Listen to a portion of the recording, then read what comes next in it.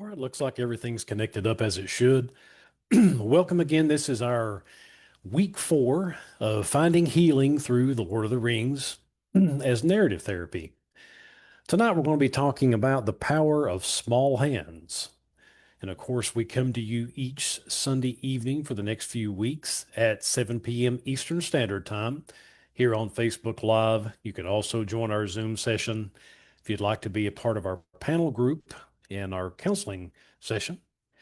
So just hope that you will participate and take advantage of just a short overall look at what narrative therapy can be and how we can take stories that are important to us, just like Lord of the Rings or other narrative stories, and see how they can be applied to um, our lives in different ways and how they can be very powerful in counseling and therapy. So, our week 3 last Sunday, we dealt with shadows and trials, which was facing loss and fear. Last week, we walked with a fellowship through the darkness of Moria, a place of fear and grief and uncertainty. We reflected on our own Moria moments, those seasons when we faced deep loss or overwhelming shadows. Through narrative therapy, we learned that naming our pain gives it a shape and power to be transformed. Though we may walk through darkness, it doesn't have to define us. Each trial reveals hidden strength, courage, and the reminder that the shadow is never the final word in our stories. This week, we're going to be looking at the power of small hands, ordinary courage. Now, our theme, of course, this week we focus on the truth that healing and transformation often comes through small, faithful acts rather than grand achievements. Just as Frodo and Sam, two humble hobbits, carried the fate of Middle-earth through quiet persistence and love, we too discover our strength in everyday acts of courage. Now, what are our objectives tonight? Well, first off, we want to recognize the significance of ordinary courage. Participants will learn that true strength in healing often appears through simple, everyday acts, such as telling the truth, seeking help, and choosing hope in discouraging moments. Secondly, we're going to reframe small actions as transformative steps in the healing story. Through narrative therapy, participants will see that even small choices create meaningful shifts in their personal narrative and help reauthor their story toward resilience and restoration.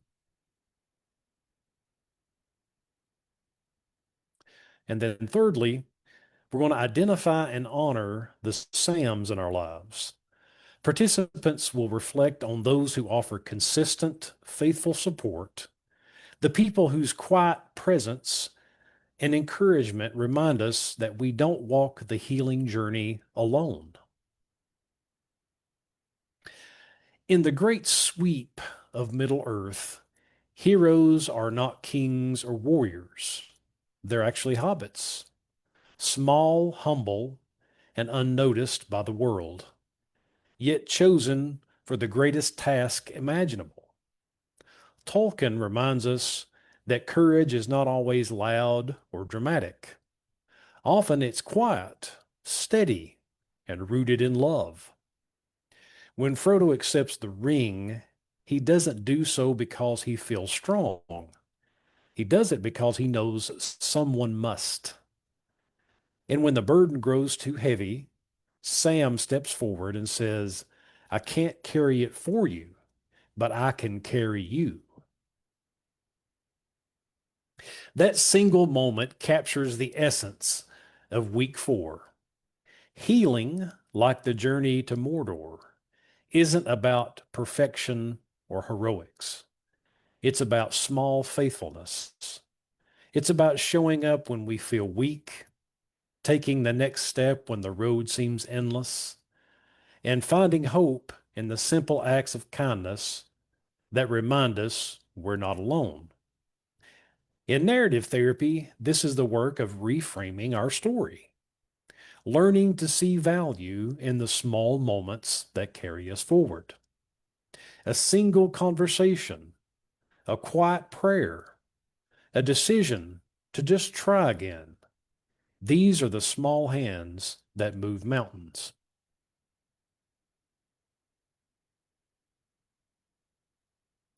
Tolkien reminds us again and again that great change often comes from the least expected people. Frodo, a simple hobbit from the Shire, becomes the ring bearer.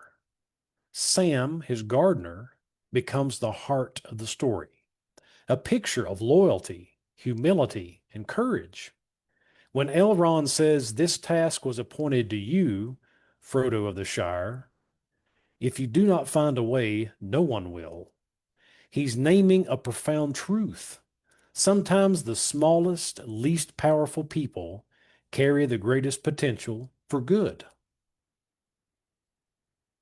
In our healing journeys, we often underestimate ourselves. We think healing belongs to the strong, the wise, or the perfect.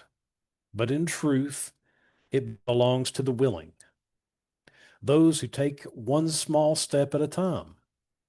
Ordinary courage, showing up, forgiving, getting out of bed, asking for help is the heart of transformation.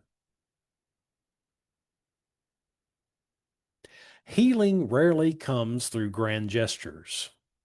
It unfolds through the quiet courage of small, faithful acts. Just as Frodo and Sam's simple perseverance carried them across impossible miles, our own transformation happens when we take small steps forward, choosing hope, kindness, and persistence, even when no one sees.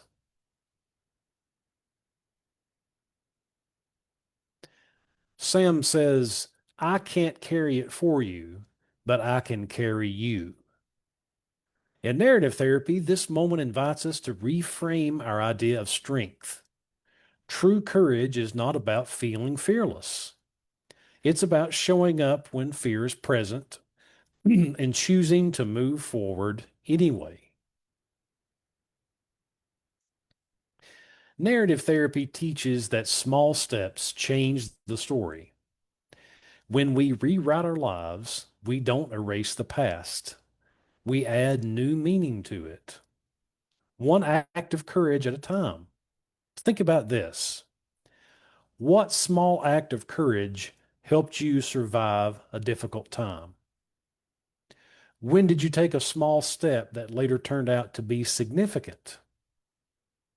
And then, who are the Sams in your story, or people who quietly walk with you, reminding you to keep going?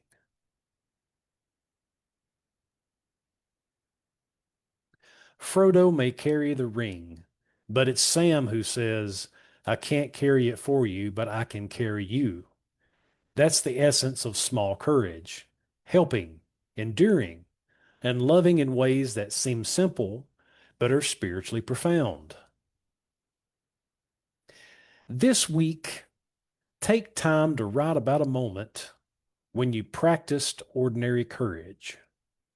Now, this is our journaling exercise for the week. We try to do something each week to get us to thinking about something that we can write down, we can discuss, we can look at a little more closely, and we can focus on. You can do this tonight. You can start thinking about it tonight. You can maybe look at it through the week. But what I'd like for you to do is think about this prompt.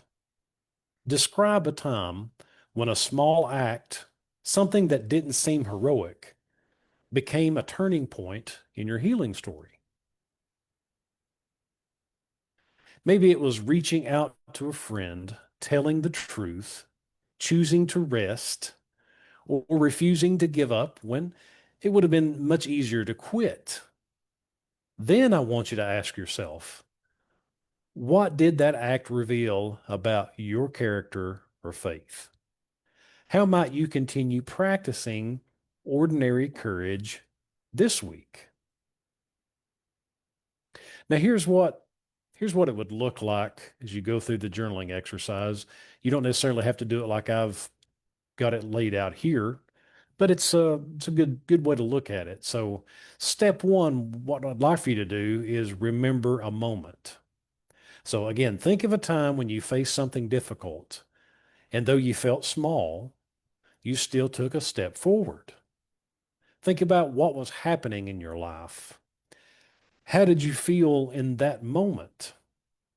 And then what helped you choose courage over giving up? So, good things to think about when we think about that moment that we took a step when we just absolutely didn't want to. The next, step two, let's name the courage. What small act did you take that day? Something others might not have noticed, but that mattered deeply to you. Was it asking for help? Was it being honest about your pain? Was it forgiving somebody? Or was it just simply choosing to get up and keep going? Sometimes the biggest step you can ever make is just to get out of bed in the morning. So just something to think about. And then thirdly, we want to look at seeing the ripple effect. So, how did that small act of courage shape what came next? Because again, we're looking at these small steps, these small decisions that you may not think are very big, but it's something that propelled you forward. So, what changed in you, even slightly? Did it bring light, peace, or connection in some way? And then how might you continue practicing small acts of courage this week? So, lots to think about here as you consider what you want to think about your journaling. So, if you're joining us live tonight, I'd love to hear your thoughts. You can put those in the comments section. You can send me an email. You can send me a message on Messenger or ever how you want to send it. But let me know what you think if you're listening and you have some ideas of, what does ordinary courage look like for you? Who has shown you quiet strength when you needed it most? You can share your reflections in the comments or just write them privately in your journal. But just really good exercise here to express this in some way. Either verbalize it, write it down, do something where you can connect with this sort of this this identifying the ordinary courage.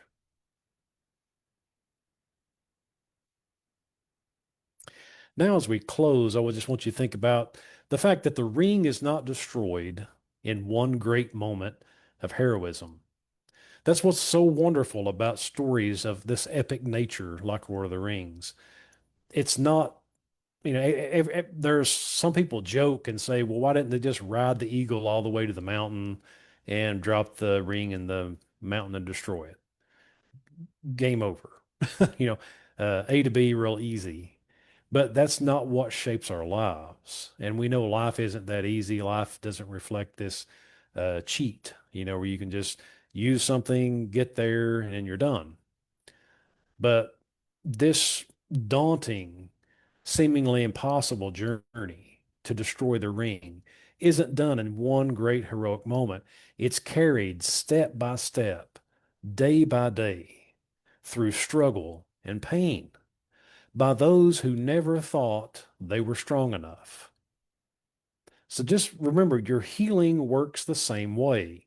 You don't have to conquer everything at once. You only need to just keep walking. So this week, I want you to remember this. Even the smallest person with the smallest act of courage can change the course of the future. Now, here's our takeaways. Again, healing doesn't happen all at once. It happens through small, faithful steps of courage. Just as Frodo and Sam changed the fate of Middle Earth through quiet endurance and love, we too discover that the smallest acts, showing up, forgiving, reaching out, or just choosing hope, are what move our stories forward.